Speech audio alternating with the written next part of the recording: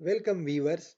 आज हमारे इस MS Excel basic and advance session में हम name managers, data validation, drop down list और dependent drop down list discuss करेंगे। बहुत अहम सेशन है क्योंकि ये तीन चीज़ें बहुत ज़रूरी है जब भी आपको डेटा मैनेजमेंट के काम दरपेश हो। तो चलिए शुरू करते हैं।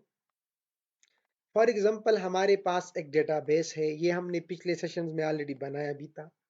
अब आप चाहते हैं कि मुझे डेटा वैलिडेशंस चाहिए ताकि डेटा एंट्री के एरर्स कम हो और मेरे पास इंफॉर्मेशन की एंट्री भी आसान हो।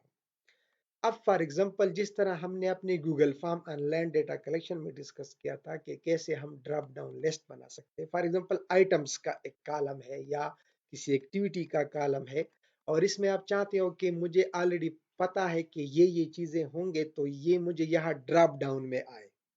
इसी तरह टोटल क्वांटिटी, यहाँ पे मैं चाहता हूं कि एक ऐसा डेटा वैलिडेशन अप्लाई करूं कि कोई भी बंदा इस सेल में, चूंकि ये क्वांटिटी है तो नंबर्स के अलावा कोई और चीज एंटर ना कर सके। इसी तरह मैं चाहता हूं कि जो लोकेशंस है वो भी ड्रॉप डाउन में आए। तो चाहे आपको ड्रॉप डाउन्स चाहिए या किसी खास सेल में एक खास वैलिडेशन चाहिए, तो ये सारे वैलिडेशंस, ड्रॉप डाउन लिस्ट और डिपेंडेंट ड्रॉप डाउन लिस्ट हम डिस्कस करेंगे। लेकिन सबसे पहले आपको जिन जिन जगह पे आपको ड्रॉप डाउन लिस्ट चाहिए या डेटा वैलिडेशन चाहिए, तो उसके लिए आपको वो लिस्ट बनाने होंगे। इसको हम कहते हैं डेटा सोर्स। आपने इस तरह एक शीट बनाना है, डेटा सोर्स। अब फॉर एग्जांपल ये डेटा वैलिडेशन की लिस्ट है। अब फॉर एग्जांपल आपको अपने आइटम्स का पता है, आप अपने सारे आइटम्स यहाँ पे मेंशन कर दो। लोकेशंस कौन कौन से है वो भी इधर लिख दो। आपका स्टाफ कौन कौन सा है वो स्टाफ भी इधर नाम लिख दो। और अक्सर आपके कुछ स्टाफ किसी खास लोकेशन के लिए होंगे तो उनके सामने वो भी लिख दो ताकि फिर जब आप डिपेंडेंट ड्रॉप डाउन लिस्ट बनाओगे तो आसानी। फिलहाल इन तीन चीजों को आप देके बाद में हम डिपेंडेंट पे जाएंगे। अब सबसे पहले अहम काम क्या होगा आपके लिए कि जैसे ही आप ये लिस्ट बनाते हो तो आपने डेटा वैलिडेशन के लिए नेम मैनेजर्स बनाने हैं। नेम मैनेजर्स क्या होते हैं? फॉर एग्जांपल हमने अपना जो डेटाबेस पिछला बनाया था उस पे हमने एनालिसिस भी किया था, काउंट एफ और सम एफ। उस पे हम जाते थे और रेंज लेते थे अपने कॉलम्स का। अगर आपके पास नेम मैनेजर्स होंगे तो आपको ये रेंज लेने की जरूरत नहीं होगी। अब कैसे करेंगे? सबसे पहले डेटा सोर्स में जब हमने अपने डिपेंड ड्रॉप डाउन लिस्ट्स बना दिए कि कौन कौन से मेरे हो सकते हैं, उनके मैं अब नेम मैनेजर्स बनाऊंगा। कैसे बनाते हैं? जो हेडिंग्स है उसको सेलेक्ट ना करें, हेडिंग के नीचे जितनी भी आपके वो आइटम्स है उनको सेलेक्ट कर दें। फिर आप जाए फार्मूलाज बार में, ये जो फार्मूला मेन्यू है इसमें जाए और फार्मूला मेन्यू में यहाँ पे लिखा गया है नेम मैनेजर। ये जो ओवरऑल टैब आपको नजर आ रहा है इसको कहते हैं नेम मैनेजर। अब ये नेम मैनेजर्स जो है ये आपने डिफाइन करने हैं, इसके लिए आपने एक नाम देना है। अगर आप ये नेम मैनेजर्स ना भी देते हो तो कोई इशू नहीं है, लेकिन फिर आपको रेंज लेना होगा। लेकिन नेम मैनेजर का फायदा ये होता है कि फिर आपको रेंज लेने की जरूरत नहीं होती, आप सिंपल वो जो नेम आपने दिया होता है वही नेम आप टाइप करते हो। अब कैसे? इसमें आपने सेलेक्ट किया डिफाइन नेम, यहाँ पे आप आ गए। आपने यहाँ पे इसको नाम दे दिया कि ये है आइटम लिस्ट। ये मेरा है आइटम लिस्ट। स्कोप इसका क्या है? इस तमाम वर्कबुक पे ये अप्लाई होगा। ये किसी खास शीट पे करते हो या तमाम वर्कबुक पे करते हो? मैं कहता हूं तमाम वर्कबुक पे ये अप्लाई हो। कोई कमेंट वगैरह देना चाहते हो दे दो और ओके करो। इसने खुद, आपने ऑलरेडी सिलेक्शन की थी तो ये खुद इधर आ रहा है। आप ओके कर दो तो आपका नेम मैनेजर आइटम्स का बन गया। फिर आप चाहते हो लोकेशन पे तो इनको सेलेक्ट कर दो, डिफाइन नेम, यहाँ पे आ जाओ और इसको नाम दे दो लोकेशन लिस्ट।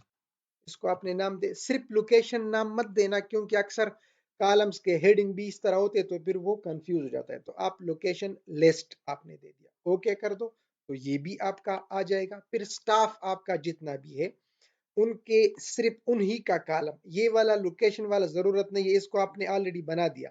सिर्फ ये वाला कॉलम आपने सेलेक्ट करना है, डिफाइन नेम, और यहाँ पे आप कहते हो स्टाफ लिस्ट और इसको ओके कर दो। तो आपकी ये नेम मैनेजर्स बन जाएंगे। इसको आप देखना चाहते हो तो ये जो टैब है नेम मैनेजर का, यहाँ पे आ जाओ। तो यहाँ पे अब आप देख सकते हो कि लोकेशन और स्टाफ, इन दोनों का मेरे पास नेम मैनेजर बना है। आइटम्स का नहीं बना है, सॉरी, मैं दोबारा बना लेता हूँ। ये आइटम मैंने सेलेक्ट किया, डिफाइन, और इधर मैंने नाम दे दिया आइटम लिस्ट और ओके कर दिया। तो अब जब मैं नेम मैनेजर में जाता हूँ, मेरे पास आइटम लिस्ट है, मेरे पास लोकेशन है, मेरे पास स्टाफ है। ये और भी है लेकिन ये मैं बाद में आपको समझाता हूँ। तो ये तीन मैंने अपने लिए यहाँ पे नेम मैनेजर्स बना दिए। अब इसका फायदा क्या होगा, अब आप देखें। जैसे ही मैं डेटाबेस में गया, मैं आइटम वाले कॉलम पे हूँ। अब मैं अपनी वैलिडेशन अप्लाई करना चाहता हूँ। तो जब मैं नेम मैनेजर बना रहा था, मैं फार्मूले में गया था और इस टैब में खेल रहा था। अब जब डेटा वैलिडेशन की बात आई तो मैं डेटा वैलिडेशन वाले टैब पे जाऊंगा। ये है डेटा वाले टैब पे डेटा, और यहाँ पे आके ये जो पोर्शन आपको नजर आ रहा है डेटा टूल्स, इसमें ये वाला, इसको कहते हैं डेटा वैलिडेशन। डेटा वैलिडेशन में आपने क्लिक किया, यहां आपने डेटा वैलिडेशन को क्लिक किया। अब ये आपके सामने नजर आ रहा है। यहाँ पे ये कह रहा है कि इस सेल में फिलहाल जो बाय डिफॉल्ट होता है वो वैलिडेशन क्राइटेरिया है एनी वैल्यू, ये अलाउ कर रहा है। अब आप चाहते हो कि नहीं, मैं इसको रिस्ट्रिक्ट करना चाहता हूँ। किस चीज पे, एनी वैल्यू के क्लिक करके यहाँ पे लिस्ट, जब आप ड्रॉप डाउन लिस्ट बनाते तो लिस्ट में आना है। इसका क्या मतलब है, इसका और ये नीचे ये भी अभी मैं एक्सप्लेन करूंगा, लेकिन पहले मैं ड्रॉप डाउन बना रहा हूं। तो लिस्ट पे मैं आ गया।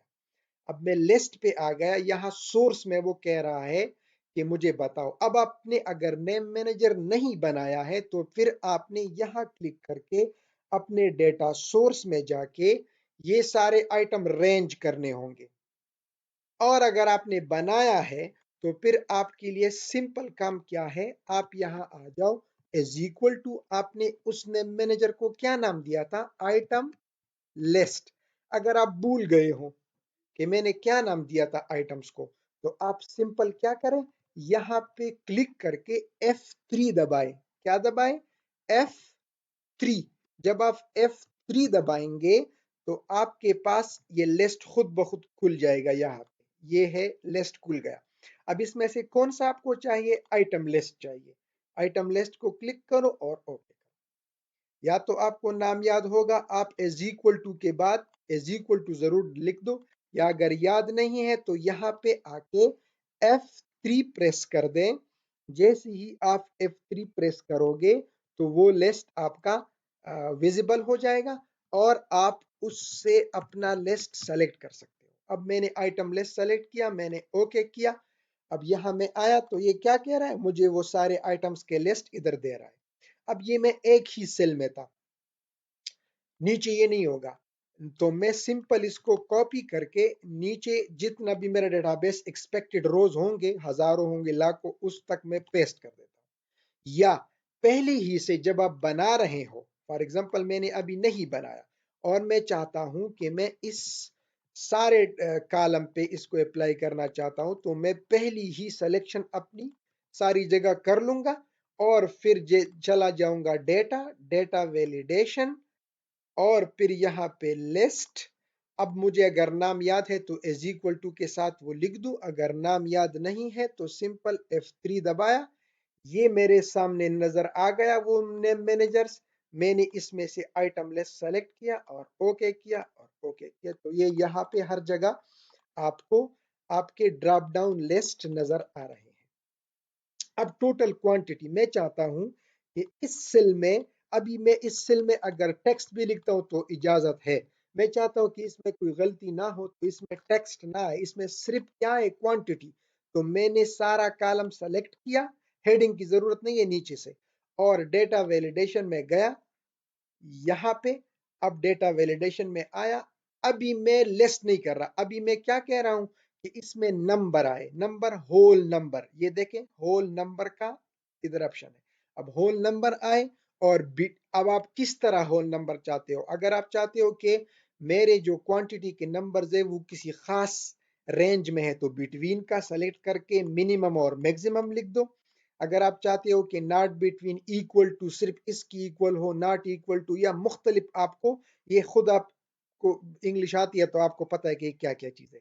मैं बिटवीन को सेलेक्ट करता हूँ, मैं कहता हूँ कि मिनिमम 1 हो सकता है यहाँ पे क्वांटिटी, और मैक्सिमम लाखों हो सकते हैं, करोड़ों हो सकते हैं, तो जितना भी नंबर आपको एक्सपेक्टेड है वो आप इधर लिख दो। यहाँ पे जीरो भी हो सकता है कभी कभार, तो मैं जीरो मिनिमम कर देता हूँ। और अब मैंने इसको कितने पे किया, मैंने किया 1 लाख तक, 1 लाख तक नंबर हो सकते हैं। अब का अगर ज्यादा है तो ज्यादा दे दो, ओके कर दो।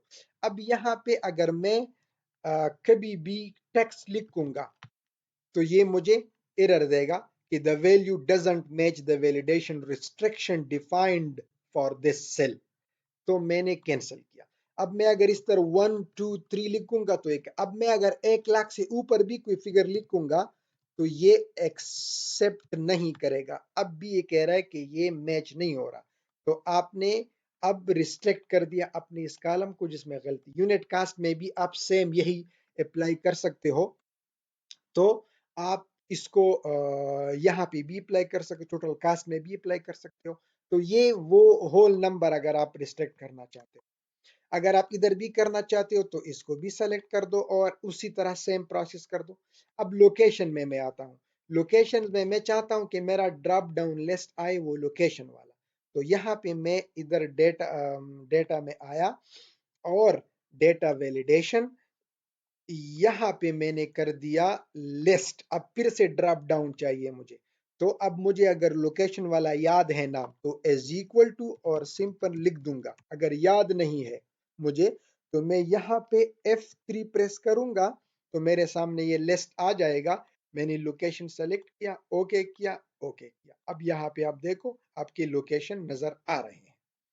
रिस्पॉन्सिबल स्टाफ, यहाँ पे मैं रिस्पॉन्सिबल स्टाफ वाला लगाना चाहता हूँ तो फिर से वही सेम तरीका, यहाँ पे आओ डेटा वैलिडेशन, यहाँ से लिस्ट और फिर से F3 और यहाँ पे स्टाफ वाला सेलेक्ट करके आप स्टाफ वाला लगा लो। अब यहाँ पे आपको सारा स्टाफ नजर आ रहा है। ठीक है, तो ये लिस्ट और इसका हो गया। अब फॉर एग्जांपल ये डेट का कॉलम है, मैं आगे फिर डिपेंडेंट में जाता हूं। अब आप देखो यहाँ पे आप अगर ईस्ट सेलेक्ट करो या सेंट्रल सेलेक्ट करो लेकिन स्टाफ में फिर भी आपको तमाम नजर आ रहे हैं।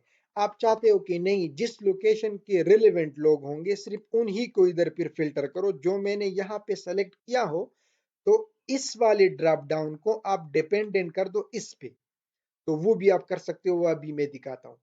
तो अब अब हमारी जो बात आई है वो है डिपेंडेंट ड्रॉप डाउन। लेकिन इसको पहले हम थोड़े से और डेटा वैलिडेशन करते फिर इस पे आते, क्योंकि ये थोड़ा सा वो है, आपको पहले एक्सप्लेन हो जाए। अब टारगेट फॉर जनवरी, इस कॉलम में मुझे सिर्फ नंबर चाहिए तो इसको भी मैं नंबर पे रिस्ट्रिक्ट कर लेता हूँ। डेट, अब डेट वाला अब कैसे करोगे, इस डेटा वैलिडेशन में आ जाओ। यहाँ पे अब आप कह दो कि इस कॉलम में सिर्फ डेट का टेक्स्ट आ जाए। अब डेट में भी आप बिटवीन देना चाहते हो, नॉट बिटवीन, इक्वल टू। आप चाहते हो कि मेरा जो डेट है वो इस डेट का होना चाहिए या ग्रेटर देन होना चाहिए या बिटवीन होना चाहिए। बिटवीन फॉर एग्जांपल आपका प्रोजेक्ट 2021 में स्टार्ट हुआ है, आप चाहते हो कि न सिर्फ इस कॉलम में डेट ही हो बल्कि एक खास डेट से लेके एक खास डेट तक की ही डेट सिर्फ आ जाए। गलती से कोई अगर ऐसा डेट लिख दे जो बहुत पुराना हो तो वो भी ना आए। तो एक तो आपने डेट पे रिस्ट्रिक्ट किया, फिर दूसरा ऑप्शन बिटवीन का है कि मैं कहता हूं कि इस डेट से लेके इस डेट पे सिर्फ करो, या मैं कहता हूं कि आप ग्रेटर देन, सिंपल एक ही ऑप्शन दे दिया कि वो डेट जो भी हो लेकिन वो यकम जनवरी 2021 से ग्रेटर हो, कम ना हो। ठीक है, तो यहाँ पे अब मैंने ओके किया। अब यहाँ पे मैं अगर कोई टेक्स्ट एंटर करूंगा ये नहीं लेगा, अगर यहाँ मैं कोई नंबर लिखूंगा ये नहीं लेगा, अगर यहाँ मैं लिखूंगा यकम जनवरी 2020 तो वो भी नहीं लेगा, अगर मैं लिखूंगा 2 जनवरी 2021 तो तब ये लेगा, या 22 तो वो भी लेगा, 23 भी लेगा, जितनी भी आगे मैं करूंगा उस डेट से तो वो लेगा। तो ये हमारे कुछ वैलिडेशंस होते हैं इसमें और भी वैलिडेशंस है, मतलब डेट पे है, टाइम पे आप करना, टेक्स्ट लेंथ। अब आपका एक कॉलम है फॉर एग्जांपल, आप चाहते हो कि इसमें टेक्स्ट लेंथ रिमार्क्स का कोई कॉलम है या इस तरह, तो उसमें आप टेक्स्ट का लेंथ भी रिस्ट्रिक्ट करवा सकते हो।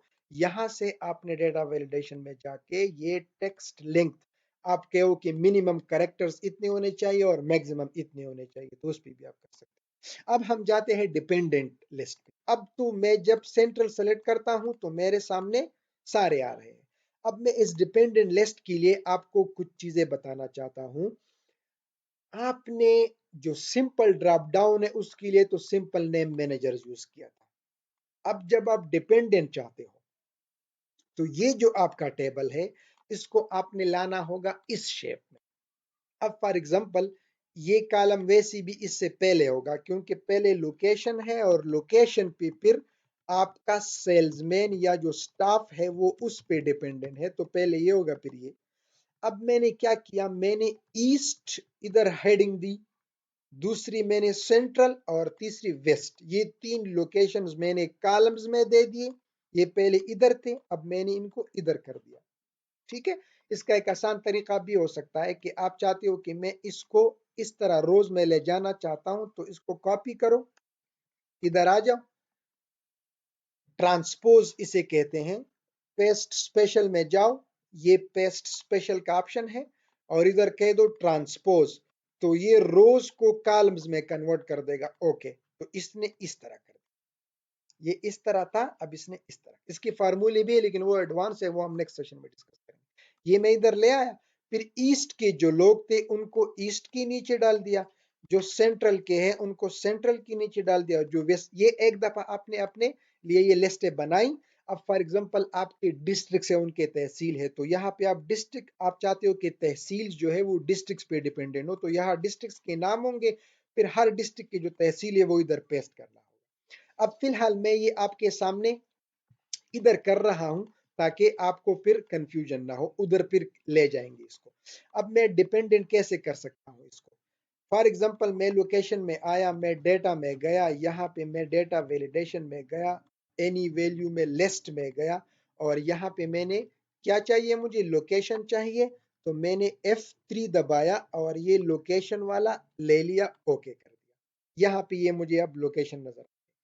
अब जो स्टाफ वाला कॉलम है इस पे अगर मैं सिंपल लिस्ट बनाऊंगा तो फिर तो सारा नजर आएगा, लेकिन अगर मैं कहता हूं कि नहीं, स्टाफ में सिर्फ वो आए जो इस लोकेशन से है, तो जब मैंने ये टेबल बनाया तो मैं अब तीन नेम मैनेजर जी भी बनाऊंगा। एक नेम मैनेजर ईस्ट होगा, यही एग्जैक्ट नाम आपने देना है जो उस लोकेशन का नाम है। ठीक है।